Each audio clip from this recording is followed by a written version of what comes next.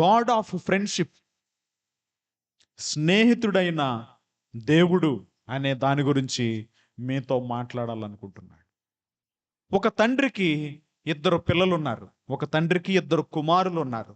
ఒక తండ్రికి ఇద్దరు కుమారులు అనగానే మీకు ఏం గుర్తొస్తుంది బైబిల్లో? సరే వినండి. అందులో చిన్న కుమారుడు ఒకరోజు కాలేజీకి వెళ్ళొచ్చాడు. ఓకేనా? కొత్తూరులో ఒక కాలేజ్ ఉంది. కాలేజీకి వెళ్ళొచ్చాడు. కాలేజీకి వెళ్ళొచ్చి, డాడీ నీతో ఒక మాట చెప్పాలి అన్నాడు. ఏంటి అంటే, ఇంత పెద్ద ఆస్తి కదా మనది, ఈ ఆస్తిలో నాకు సగభాగము ఇచ్చేసాయి, నాకు వచ్చే భాగము నాకు ఇచ్చేసాయి అన్నాడు.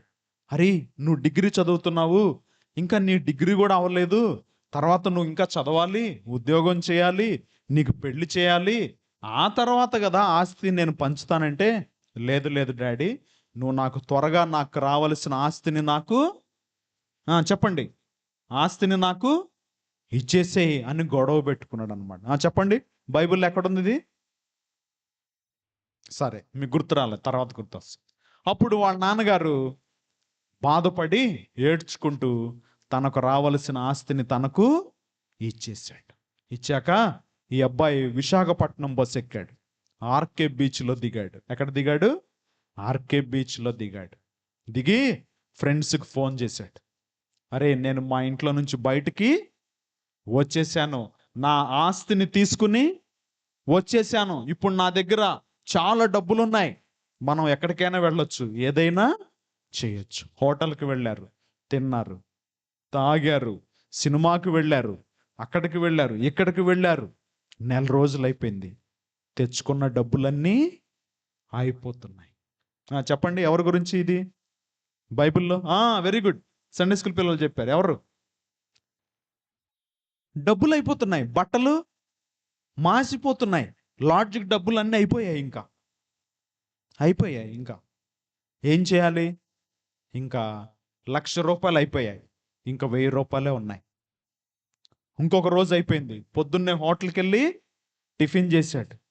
ఇప్పుడు వరకు ఉన్న ఫ్రెండ్స్ ఇప్పుడు మెల్లమెల్లగా దూరం అవుతున్నారు, ఎందుకంటే డబ్బులు అయిపోయాయి కదా. మధ్యాహ్నం భోజనానికి డబ్బులు అయిపోయాయి, సాయంత్రం డిన్నర్కి మొత్తం డబ్బులు అయిపోయాయి, తర్వాత రోజుకి డబ్బులు లేవు, లాడ్జ్లో ఉండటానికి డబ్బులు లేవు. మొన్నటి వరకు లాడ్జ్లో ఉన్నాడు ఫ్రెండ్స్తో, ఇప్పుడు బీచ్లో పండుకున్నాడు. పోలీసులు వచ్చి ఇక్కడ ఉండకూడదు, వెళ్ళిపో అన్నారు. రైల్వే స్టేషన్లో పండుకున్నాడు. అక్కడ కూడా పోలీసులు వచ్చి నువ్వు ఇక్కడ ఎందుకున్నావు, టికెట్ చూపించమని అడుగుతున్నారు. ఇప్పుడు ఎక్కడికి వెళ్ళాలి?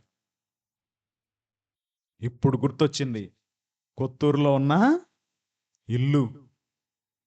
ఊరికే మీకు అర్థం అవ్వాలని అలా చెప్తున్నాను అన్నమాట. ఇప్పుడు గుర్తొచ్చాడు ఎవరు? తండ్రి గుర్తొచ్చాడు. వాళ్ళ ఇంట్లో చాలా మంది పని మనుషులు ఉంటారు, వాళ్ళు గుర్తొస్తున్నారు. ఎందుకంటే ఈ అబ్బాయికి ఆకలయ్యి ఒక చోట చేరాడు. ఆయన పందులు మేపే ఉద్యోగం ఇచ్చాడు. ఏం ఉద్యోగం ఇచ్చాడు? పందులు మేపే ఉద్యోగం ఇచ్చాడు. పందులు ఏం తింటాయి? పొట్టు తింటాయి. ఆ పొట్టు తినడానికి ట్రై చేశాడు, కానీ అది కూడా దొరకలేదు. ఇప్పుడు చెప్పండి, ఈ అబ్బాయి డబ్బులు దేని వల్ల అయిపోయాయి? ఫ్రెండ్స్ వల్ల అయిపోయాయి. ఫ్రెండ్స్ వల్ల అయిపోయాయి. చూసారా? ఈ రోజుల్లో చాలామంది చదువుకునే విద్యార్థులు, చదువుకోకపోయినా ఇంట్లో ఉండేవాళ్ళైనా, చాలామంది వారి జీవితాలు ఎలా పాడైపోతున్నాయంటే వారు చేసే స్నేహం, ఫ్రెండ్షిప్ కదా. దేవుడు, మన దేవుడు యేసయ్య, ఆయన అంటున్నాడు, నేను నీకు మంచి స్నేహితునిగా ఉంటాను. ఏమంటున్నాడు ఆయన? నేను నీకు మంచి స్నేహితునిగా ఉంటాను అంటున్నాడు అన్నమాట ఆయన. చూడండి, బైబిల్లో మనకు కొన్ని మాటలు రాయబడ్డాయి. బైబిల్లో మనము అవి చదువుదాము. చూడండి, సామెతల గ్రంథం 17వ అధ్యాయం 17వ వచనం. సామెతల గ్రంథం 17వ అధ్యాయం 17వ వచనం చదువుదాం. చూడండి, బైబిల్ ఉన్నవారు తీయండి, లేనివారు జాగ్రత్తగా వినండి. కొద్ది నిమిషాల్లో మనము ముగించుకుందాము. సామెతల గ్రంథం 17వ అధ్యాయం 17వ వచనం. నిజమైన స్నేహితుడు విడువక ప్రేమించును, దుర్దశలో అట్టివాడు సహోదరుడుగా ఉండును. అందరూ నాతో కలిసి చెప్పండి. నిజమైన స్నేహితుడు విడువక ప్రేమించును, దుర్దశలో అట్టివాడు సహోదరుడుగా ఉండును. చూసారా? నిజమైన స్నేహితుడు మన సంతోషములో మనతో ఉంటాడు, మనకు దుఃఖము కలిగినప్పుడు కూడా మనతో ఉంటాడు. కానీ ఈ అబ్బాయి విషయంలో తను సంతోషంగా ఉన్నప్పుడు, తన దగ్గర డబ్బులు ఉన్నప్పుడు తన స్నేహితులు తనతోనే ఉన్నారు. తన దగ్గర డబ్బులు అయిపోయేసరికి తన స్నేహితులు తనను విడిచిపెట్టేశారు. బైబిల్లో దావీదు, యోనాతాను వారు మంచి స్నేహితులు, ప్రాణ స్నేహితులని చెప్పబడింది. యోనాతాను రాజు అయిన సౌలు యొక్క కుమారుడు. దావీదు ఆ రాజ్యంలో ఉండేవాడు. దావీదు గొలియాతును చంపాక ఇంకా రాజుగారి కుటుంబానికి దగ్గరయ్యాడు కదా. ఇప్పుడు దావీదు, యోనాతాను మంచి స్నేహితులు, ప్రాణ స్నేహితులు. అయితే దావీదు గొలియాతును చంపాక, ఇందాక మీరు పాటలు పాడారు కదా, అలాగే సిస్టర్స్ కొంతమంది పాట పాడారు. పాడుతూ ఏమన్నారంటే, దావీదు 10,000 కొలది, సౌలు 1,000 కొలది శత్రువులను చంపారు అని పాట పాడారు. దావీదు 10,000 కొలది, సౌలు 1,000 కొలది. అసలు గొలియాతును చంపింది ఎవరు? దావీదు. సౌలు చంపాడా? చంపలేదు. అసలు సౌలుకు పాడకపోయినా పర్వాలేదు, అయినా సౌలు రాజు కాబట్టి ఆయనకు కూడా పాడారన్నమాట. దావీదు 10,000 కొలదైతే సౌలు 1,000 కొలది అని. ఆ మాట సౌలుకి కోపం వచ్చింది, అసూయతో నింపబడ్డాడు. నిజమే కదా, దావీదు కదా చంపాడు, తప్పేముందని అనుకోలేదు. అప్పటి నుంచి దావీదును చంపటానికి ప్రయత్నిస్తాడు. చూసారా? ఈ విషయం యోనాతానుకు తెలిసింది. యోనాతాన్ అన్నాడు ఒకరోజు, డాడీ, ఎందుకు నువ్వు దావీదును చంపాలనుకుంటున్నావు? దావీదు ప్రాణానికి తెగించి గొలియాతును చంపాడు కదా, మనం ఆయన్ని మెచ్చుకోవాలి కానీ ఆయన్ను చంపడానికి ప్రయత్నం చేస్తావేంటి? ఆ పాపము నువ్వు చేయకూడదు అని చెప్పాడు. చూసారా? నిజమైన స్నేహితుడు, చెప్పండి అమ్మా, నిజమైన స్నేహితుడు విడువక ప్రేమించును, దుర్దశలో అట్టివాడు సహోదరుడుగా ఉండును. అప్పుడు యోనాతాను దావీదుతో చెప్పాడు, దావీదు, మనిద్దరం మంచి స్నేహితులము. మా నాన్నగారు నిన్ను చంపటానికి ప్రయత్నం చేస్తున్నాడు, కాబట్టి నువ్వు ఇక్కడి నుంచి పారిపో అని చెప్పాడు. యాక్చువల్గా రాజకుమారుడు ఎవరితో ఉండాలి? ఎవరికి సపోర్ట్ చేయాలి? తండ్రికి సపోర్ట్ చేయాలి. కానీ యోనాతాన్ అలా ఎప్పుడూ చేయలేదు. డాడీ, నువ్వు చేసేది తప్పు అని చెప్పాడు. దుర్దశలో దావీదుకు యోనాతాను సహోదరుడుగా ఉన్నాడు. నిజమైన స్నేహితులు ఎలా ఉంటారు? బాబు వింటున్నారా? అయిపోయింది, ఇంక నేను చెప్పాల్సింది. వాళ్ళు మనకు సహోదరులుగా ఉంటారు. ఎప్పుడు? మనకు ఆపద వచ్చినప్పుడు. చూసారా? ఇప్పుడు ఇంకొకళ్ళు ఉన్నారు, అది కూడా మీకు చెప్తాను. అది చెప్పి ఇంక నేను ముగించాలనుకుంటున్నాను. దావీదు కొడుకు అమ్నోను. దావీదు కొడుకు పేరు అమ్నోను. దావీదుకు ఒకళ్ళకంటే ఎక్కువ భార్యలు ఉన్నారు, ఓకేనా? ఇంకొక భార్యకు పుట్టిన అమ్మాయి పేరు తామారు. చెప్పండి, తామారు. తండ్రి ఒక్కడే, తల్లులు వేరు. సో ఇప్పుడు అమ్నోను తామారు ఏమవుతారు? అన్నా చెల్లెలు అవుతారు కదా. అన్నా చెల్లెలైతే అమ్నోను తామారుని మోహించాడు. అమ్నోను చెల్లెలైన తామారుని మోహించాడు, ఆమెతో ప్రేమలో పడ్డాడు. తప్ప ఒప్ప? తప్పు. అసలు మామూలుగానే మనం ప్రేమలో పడకూడదు. అలాంటిది వరసకు చెల్లి అయ్యే అమ్మాయిని మనం అసలు మోహించకూడదు. ఈ విషయం తెలిసింది. అమ్నోను ఆ అమ్మాయి మీద మనసు పెట్టుకుని రోజు రోజుకి చిక్కిపోతున్నాడు, భోజనం చేయట్లా. ఈ విషయం తెలిసింది ఎవరికంటే, దావీదు యొక్క అన్న ఒక ఆయన ఉన్నాడు, షిమ్యా అని, ఆయన కుమారుడు. ఓకేనా? దావీదు అన్న అమ్నోనుకి ఏమవుతాడు? పెదనాన్న అవుతాడు, అంతే కదా. పెదనాన్న కొడుకు ఏమవుతాడన్నా? అన్న అవుతాడు. ఆ అబ్బాయి పేరు యెహోనాదాబు. ఏం పేరు? యెహోనాదాబు. యెహోనాదాబు ఏమంటున్నాడు తెలుసా? వాళ్ళిద్దరు ఫ్రెండ్సే కాదు, బంధువులు కూడా. ఈ విషయం తెలుసు. ఏంటి నువ్వు రోజు రోజుకి చిక్కిపోతున్నావు? పొద్దున పూట టిఫిన్ చేయట్లేదు, మధ్యాహ్నం భోజనం చేయట్లేదు, రాత్రిపూట డిన్నర్ తింటలేదు, ఎప్పుడు వాట్సాపే చూసుకుంటున్నావు, పిచ్చి పిచ్చిగా ఉంటున్నావు అని అడిగితే చెప్పాడు, నా చెల్లెలైన తామారుని నేను మోహించాను, ఆమెను పెళ్లి చేసుకోవాలనుకుంటున్నాను అని. అది తప్పా ఒప్పా? అప్పుడు ఏం చేయాలి యెహోనాదాబు? అమ్నోనుని, నువ్వు చేసేది తప్పు అని చెప్పి గట్టిగా ఒకటి లాగిపెట్టి కొట్టాలి. పోనీ కొట్టకపోయినా, అంటే నిజంగా కొట్టమని కదా నా ఉద్దేశం, తప్పురా, అసలు నీకు ఆలోచనే తప్పు అని చెప్పాలి. ఏం చెప్పాడో తెలుసా? ఓకే, అందుకేనా, నా దగ్గర ఒక మంచి ప్లాన్ ఉంది, నీకు చెప్తాను, ఇలా చెయ్యి అలా చెయ్యి అని తప్పు గైడెన్స్ ఇచ్చాడు. తప్పు గైడెన్స్ ఇచ్చాడు. దాని ద్వారా తామారు జీవితం పాడైంది. దాని ద్వారా తర్వాత సొంత తమ్ముడైన అబ్షాలోము అమ్నోను అనే అన్నను చంపివేశాడు.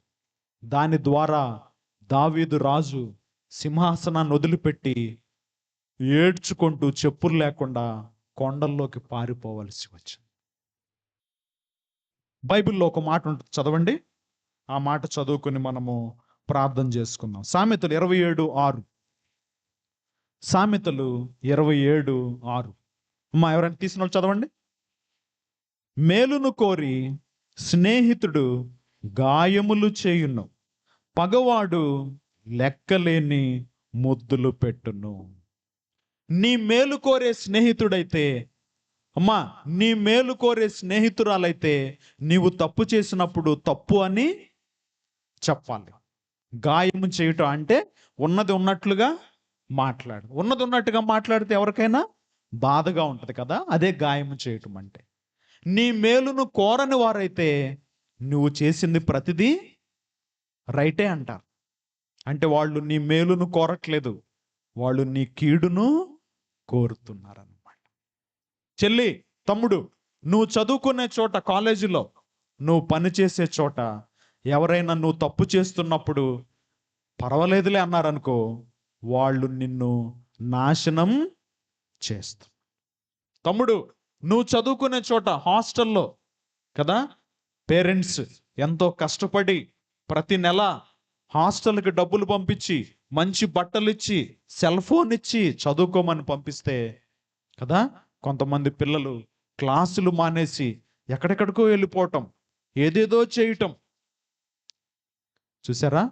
నీ మేలును కోరే స్నేహితులు నీకు గాయము చేస్తారు. నీవు చేసింది తప్పు అయితే తప్పని చెప్పాలి. నువ్వు కూడా వేరే వాళ్ళకి వాళ్ళు చేసింది తప్పు అయితే ఏమని చెప్పాలి? తప్పని చెప్పాలి. పర్వాలేదులే అని అనకూడదు. చూసారా? మేలును కోరే స్నేహితులు గాయములు చేస్తారు, అనగా ఉన్నది ఉన్నట్లుగా మాట్లాడతారు. అది తప్పని చెప్పాలి. యెహోనాదాబు ఏమని చెప్పాడు అమ్నోనికి? పర్వాలేదులే, అది కామన్లే.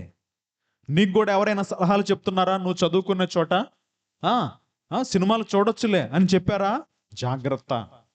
లవ్, ఈ వయసులో కాకపోతే ఇంకెప్పుడు లవ్ అన్నారా? వాళ్ళు నిన్ను నాశనము చేస్తున్నారు. వాళ్ళు నిన్ను నాశనం చేస్తున్నారు. ఈరోజు చాలామంది ఆడపిల్లలు, మగపిల్లలు తమ జీవితాలు పాడు చేసుకుంటున్నారు. ఫ్రెండ్షిప్ పేరుతో, లవ్ పేరుతో తమ తల్లిదండ్రులకు నిరాశను మిగులుస్తున్నారు. జాగ్రత్తగా ఉండాలి మనం. నిజమైన స్నేహితుడు విడువక ప్రేమించును, దుర్దశలో అట్టివాడు సహోదరుడుగా ఉండును.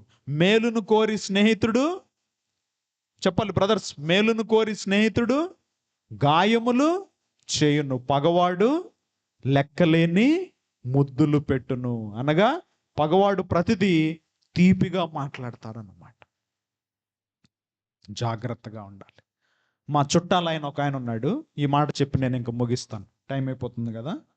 మాకు బంధువులే సొంతగా. మా చిన్నాయన ఏమవుతాడమ్మా నాకు? చిన్నాయన. ఒకరోజు ఆయన ఫోటో పేపర్లో వచ్చింది. ఒకరోజు ఆయన ఫోటో పేపర్లో వచ్చింది. ఏమని వచ్చిందో తెలుసా? వింటున్నారా జాగ్రత్తగా? అమ్మా సిస్టర్ మాట్లాడద్దమ్మా కొంచెంసేపు, ఏమనుకోవద్దు. ఏమని వచ్చిందో తెలుసా పేపర్లో? అది చదివి చాలా బాధపడ్డాను నేను.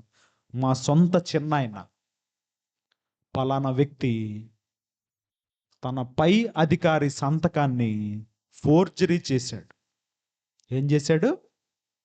ఆఫీసర్ సంతకాన్ని, తన పై అధికారి సంతకాన్ని ఫోర్జరీ చేసి సంతకాలు పెట్టి గవర్నమెంట్కి అప్పగించాల్సిన డబ్బులు, ఆయన గవర్నమెంట్ జాబ్ చేసేవాడు, ఆయన సొంత అకౌంట్లోకి వేసుకున్నాడు. కాబట్టి సస్పెండ్ అయ్యాడు. కాబట్టి ఉద్యోగంలో నుంచి ఏమయ్యాడు? సస్పెండ్ అయ్యాడు. కుటుంబం అందరూ చర్చికి వెళ్తారు, వాళ్ళ కుటుంబం, ఆయన భార్య పిల్లలు దేవుణ్ణి నమ్ముకున్నారు. ఈయన కూడా అప్పుడప్పుడు వెళ్తాడు. మంచి వ్యక్తి, వాస్తవానికి స్వభావం ఆయనది చాలా మంచిదే. కానీ ఎక్కడ ఎవరు మాట విన్నాడో తెలియదు, కానీ పై అధికారి సంతకాన్ని దొంగ సంతకం పెట్టి గవర్నమెంట్కి ఇవ్వాల్సిన డబ్బులు తన అకౌంట్లో వేసుకున్నాడు. ఉద్యోగం పోయింది, జీతము ఆగిపోయింది. ఇప్పుడు చెప్పండి, ప్రతి నెల వచ్చే జీతం ఆగిపోయింది. నెల మొదట్లో ఇంటికి ఏం కట్టాలి? ఇంటికి రెంట్ కట్టాలి, పిల్లలకు స్కూలు ఫీజులు కట్టాలి, ఆగిపోయాయి డబ్బులు. చాలా కష్టాల్లో పడిపోయారు, బయటికి చెప్పుకోలేక కదా. 3 సంవత్సరాలు పట్టింది, 3 సంవత్సరాలు పట్టింది మరలా రావటానికి ఆ ఉద్యోగం. ఈ లోపల చాలా నష్టపోయారు, అవమానం పొందారు. ఆ తర్వాత మరలా ఉద్యోగంలో జాయిన్ అయ్యాడు. మరలా ఉద్యోగంలో జాయిన్ అయిన 3 సంవత్సరాలకి ఒకరోజు రాత్రి 11ంటికి నాకు ఫోన్ వచ్చింది. రాత్రి 11ంటికి నిద్రపోబోతున్నాను, హార్ట్ అటాక్ వచ్చి సడన్గా చనిపోయాడు. హార్ట్ అటాక్ వచ్చి సడన్గా చనిపోయాడు. ఆయన చనిపోయి 3 సంవత్సరాలు అయింది. ఇప్పటికీ ఆయనకు రావాల్సిన డబ్బులు ఇంకా రాలేదు. ఎందుకో తెలుసా? ఇప్పటికీ వాళ్ళు ఆఫీసులో ఏమంటున్నారు తెలుసా? ఆయన సస్పెండ్ అయ్యాడు కదండి, అది చాలా బ్యాడ్ రిమార్క్ గవర్నమెంట్ రికార్డ్స్లో కదా. దానివల్ల రావాల్సిన డబ్బులు ఇంకా ఆగిపోయాయి. ఇప్పటికీ ఆ కుటుంబం చాలా బాధలో ఉన్నారు. ఇప్పటికీ ఆ కుటుంబం చాలా బాధలో ఉన్నారు. ఎవరి వల్ల? ఇంట్లో ఒక్కళ్ళు చేసిన తప్పు వల్ల. ఆయన దేని వల్ల చేసి ఉండొచ్చు? తన స్నేహితుల మాట విని చేసి ఉండవచ్చు. మేలును కోరి స్నేహితుడు గాయములు చేయను. బైబిల్లో ఒక వ్యక్తికి దేవుని స్నేహితుడు అని పేరు ఉంది. ఎవరు ఆ వ్యక్తి పేరు చెప్పండి? బైబిల్లో ఒక వ్యక్తికి ఆదికాండంలో ఉంటాడు ఆయన. Very good, Abraham. సిస్టర్ మీరు చెప్పారా? అయితే మీకు చాక్లెట్ ఇవ్వట్లేదు సిస్టర్, యవనస్తులు చెప్తే వాళ్ళకి ఇద్దాం అనుకున్నా. ఓకే, అబ్రహాంకి ఏమని పేరుంది? దేవుని స్నేహితుడు. ఎందుకు? అబ్రహాము దేవుని నమ్మాడు. అబ్రహాముకి సంతానం లేదు.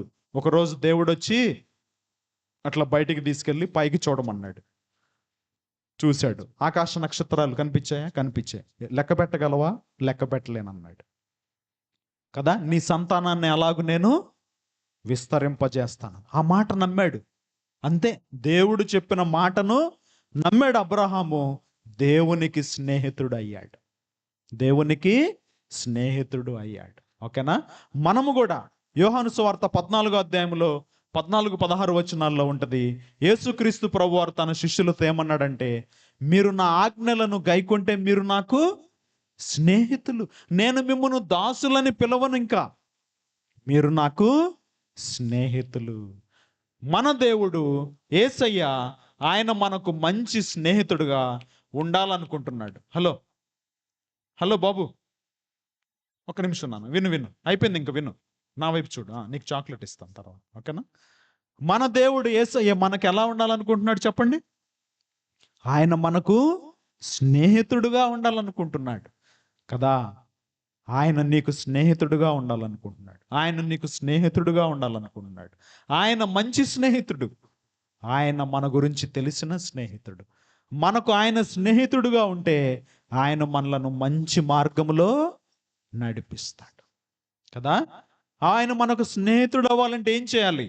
అబ్రహాము దేవుని మాట యందు విశ్వాసం ఉంచినట్లు మనము కూడా ఆయన మాట యందు విశ్వాసం ఉంచాలి. దేవుడు ఉన్నాడని ఆయనను పట్ల విశ్వసించే వారికి ఆయన ఫలము దయచేస్తాడని, అనగా ఆయన్ను మనము రక్షకునిగా అంగీకరిస్తే ఆయన మన పాపాలు క్షమిస్తాడని విశ్వసిస్తే చాలు. ఆయన్ను మనము దేవుడిగా మన హృదయంలోకి స్వీకరిస్తే చాలు, ఆయన మనకు స్నేహితుడైపోతాడు. చూసారా, ఆయన మంచి స్నేహితుడు. బైబిల్లో కొన్ని మాటలు రాయబడ్డాయి కదా, దుష్ట సాంగత్యము మంచి నడవడిని చెరుపుతుంది. దుష్ట సాంగత్యం మనము చేయకూడదు కదా. ఈ లోక స్నేహము దేవునితో వైరము. ఈ లోకముతో మనం స్నేహం చేసామంటే దేవునికి మనము శత్రువులు అవుతాం. అనగా మనం ఈ లోకములోనే ఉంటాం, కానీ ఈ లోకములో ఎంతవరకు ఉండాలో అంతవరకే ఉంటాం. పడవ ఎక్కడ ఉంటుంది చెప్పండి? పడవ నీళ్ళలో ఉంటుంది, కానీ నీళ్లు పడవలోకి రాకూడదు. వస్తే ఏమైంది పడవ? మనము ఈ లోకములోనే ఉంటాం. పొద్దున్న నుంచి సాయంత్రం వరకు ఈ లోకములోనే ఉంటాం. చనిపోయేంత వరకు ఈ లోకములోనే ఉంటాం. కానీ ఈ లోకాన్ని మనము స్నేహము చేయొచ్చా చేయకూడదా? చేయకూడదు. ఇటు పక్క నుంచి చెప్పట్లేదు, చేయొచ్చా చేయకూడదా? చేయకూడదు కదా. మనము దేవునితో స్నేహం చేయాలి, దేవుని పిల్లలతో స్నేహం చేయాలి. మీరు హాస్టల్లో ఉన్నప్పుడు, కాలేజీలో ఉన్నప్పుడు, స్కూల్లో ఉన్నప్పుడు యేసు ప్రభుని నమ్ముకోని వాళ్ళు కూడా మీకు స్నేహితులుగా ఉండొచ్చు, తప్పేం కాదు. అయితే వాళ్ళతో ఎంతవరకు ఫ్రెండ్షిప్ చేయాలో అంతవరకే ఫ్రెండ్షిప్ చేయాలి. ఓకేనా? మన స్నేహం ఎవరితో? దేవునితో, దేవుని పిల్లలతో. అందుకే మనము ప్రతి ఆదివారం చర్చికి వెళ్తాం కదా. మనము స్నేహితులతో కలిసి ఉంటాం. దానియేలుకి ఎంతమంది స్నేహితులు ఉన్నారు చెప్పండి? దానియేలుకి ఎంతమంది స్నేహితులు ఉన్నారు? 3 స్నేహితులు ఉన్నారు. దానియేలుకు కష్టం వచ్చినప్పుడు తన స్నేహితుల దగ్గరకు వెళ్ళి కొంతసేపు ప్రార్థన చేసుకుందాం అన్నాడు. చూసారా, అది మంచి స్నేహం, ఆత్మీయ స్నేహం. కాబట్టి ఇక్కడ చేరిన వారిలో ఇంకా మీరు దేవునితో స్నేహం, దేవునితో ఫ్రెండ్షిప్ ఇంకా స్టార్ట్ చేయకపోతే, అనగా దేవుణ్ణి, యేసు ప్రభుని మీ హృదయంలోకి చేర్చుకోకపోతే, ఇప్పుడే మీకు మంచి అనుకూలమైన సమయం. దేవా, నాకు నీ ఫ్రెండ్షిప్ కావాలా వద్దా? కావాలి ప్రభువా, నువ్వు నాకు ఫ్రెండ్గా ఉండు, నా హృదయంలోనికి రా, నేను నిన్ను నమ్ముకుంటాను, నా పాపాలు క్షమించు అని మీరు ప్రార్థన చేసుకుంటే చాలు. దేవుడు మన హృదయంలోనికి వచ్చి ఆయన మనకు మంచి ఫ్రెండ్గా ఉండటానికి ఇష్టపడతాడు. తలలు వంచండి, కళ్ళు మూసుకొని ప్రార్థన చేసుకుందాం.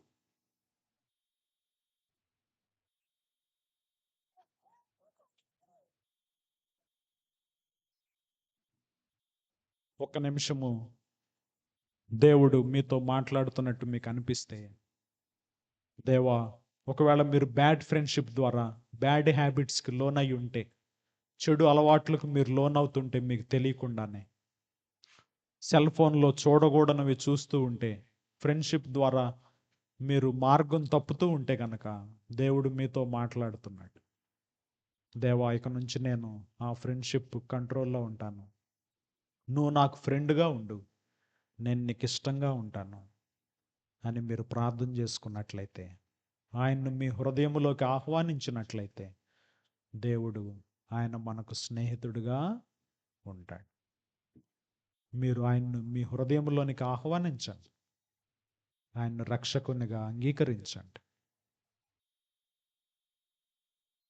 స్నేహితుడు, ప్రాణప్రియుడు, ఇతడే నా ప్రియ స్నేహితుడు. స్నేహితుడు, ప్రాణప్రియుడు, ఇతడే నా ప్రియ స్నేహితుడు. ప్రేమ కలిగిన మా తండ్రి, మా దేవ, పరలోకము నుంచి మాతో స్నేహం చేయటానికి ఈ లోకానికి మానవునిగా దిగి వచ్చిన మా ప్రభువా, ఇక నుంచి నేను మిమ్మల్ని దాసులని పిలవను, మీకు అన్ని విషయాలు చెప్తాను. ఇక నుంచి మీరు నాకు స్నేహితులు అవుతారు. నేను ఆజ్ఞాపించినవన్నీ మీరు చేసినట్లయితే మీరు నాకు స్నేహితులు అవుతారని చెప్పిన మా ప్రభువా, ఇక్కడ చేరిన వారిలో ఇంకా నిన్ను స్నేహితునిగా చేర్చుకొని వారు ఉంటే వారిప్పుడే నిన్ను స్నేహితునిగా చేసుకోవాలని వారి కొరకు ప్రార్థిస్తాం. ఒకప్పుడు మేము కూడా నీకు దూరంగా జీవిస్తున్నప్పుడు మా ప్రభువా, మా స్నేహితుడిగా మా హృదయంలోనికి వచ్చినందుకై మీకు వందనాలు. మా తండ్రి, ఉదయం నుండి ఇప్పుడు వరకు మీరు చేసిన సహాయం కొరకే వందనాలు. విత్తబడిన వాక్యాన్ని ఫలింపచేయమని ప్రార్థిస్తూ నాయనా, భోజన సహవాసాన్ని దీవించుమని, ఈ రాత్రి మాకు మంచి విశ్రాంతిని దయచేసి నీ చిత్తమైతే రేపటి దినాన మరలా మేము నీ సన్నిధిలో కలుసుకోవటానికి సహాయం చేయమని యేసు ప్రభు శ్రేష్టమైన నామములో స్తుతించి ప్రార్థిస్తున్నాము తండ్రి, ఆమేన్. మీకు ఇంకా ఎక్కువగా